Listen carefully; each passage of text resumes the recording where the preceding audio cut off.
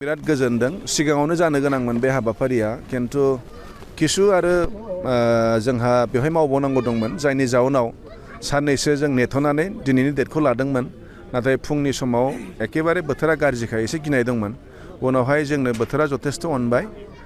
जोङो 1टा समनिफ्राय खोब मोजाङै मावफुंनो हाबाय आरो दिनै साबसिन मोजां मोनदों जिहेतु स्किमफोरनि जेसेबां बेनिफिसियारिफोर गासिबो फैजोबदों आरो बिनि अनगायैबो मोनै जायफ्रा मोनाखै बिथांमोनाबो जोंनि सायाव भरसा खालामना फैदों आरो बे हिसाबै प्रग्रामखौ मावफुंनो हानानै खोब गोजोनदों रौता समष्टि हिसाबै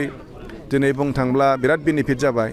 मोनबा गेरेन्टिनि 900टा self help group 900 self help group आरो बिनिफ्राय 1250 इन्डिभिजुवेल बेनिफिसियारि 100 जन बाइसेप 2 लाख टका करि आरो बिनिफ्राय एडिशनेल आं होबावदों दिनै MLA निफ्राय मोननाय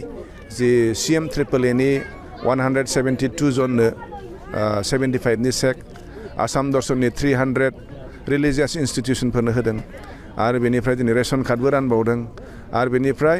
CM रिलिफ फान्डनि more than 800 सेक्स दिनै बेहाय राननाय जादों आरो ओंखायनो दिनैनि प्रग्रामा जथेस्थ साक्सेसफुल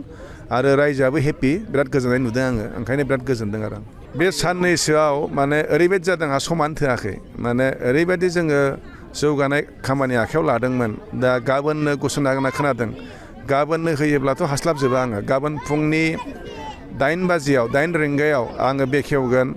अरां साहा बागिसायाव थानाय अरां साहा बागानाव थानाय tea garden model high school बेखौ आङो फुंनि 8टायाव बेखेवगोन बेनि उनाव फैनानै आङो शिलंखथियाव मोनसे CC ब्लकनि लामा बेखेवगोन शिलंखथियाव गंसे अंगनबादि बेखेवगोन बेनिफ्राय सलमारि खाग्राबिलाव PMGSY नि फाखा लामा बेखेवगोन आरो बेनिफ्राय फैनानै आङो नगाव राङापानिनि गेजेराव प्राय 23 क्ररनि ब्रिज मोनसे बेखेवगोन आरो बेनिफ्राय किसुमान जायगायाव आसाम दर्शन दङ पाहारफोराव आं फाखा लामा बेखेवगोन PMGSY नि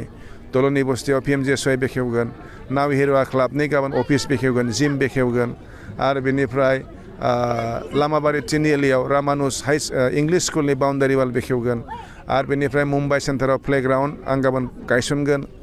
आरो बेनिफ्राय जोंहा मा होनो आस्राबारियाव डायमन्ड स्कुलनि बाउन्डारि वाल बेखेवगोन अलंबार एमइ स्कुलनि आरो बिल्डिं बेखेवगोन